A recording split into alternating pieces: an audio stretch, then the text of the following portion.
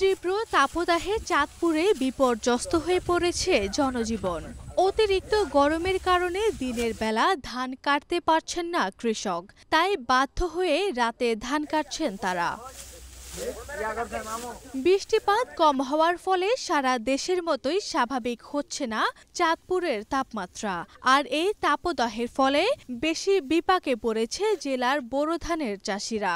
আমি 40-42 বছরের মধ্যে এরকম তাপমাত্রা আর এত গরম কোনোদিন দেখিনি। সেজন্য আমার ধান ক্ষেতের ধান আমি নিজেই কাটতেছি।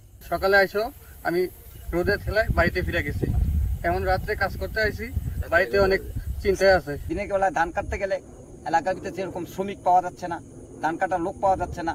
স্থানীয় কৃষকরা জানান, তীব্র গরমে 800 টাকা মজুরি দিয়েও পাওয়া যাচ্ছে না শ্রমিক।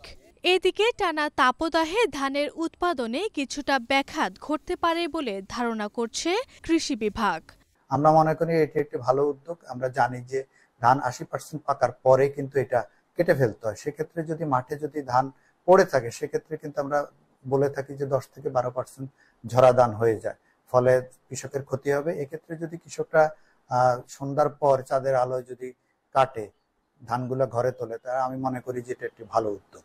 জেলা কৃষি বিভাগের তথ্য মতে চলতি মৌসুমে এই জেলার 62,650 হেক্টর জমিতে বোরো ধানের আবাদ হয়েছে। আরভি ইসলাম হিমু, এশিয়ান টেলিভিশন।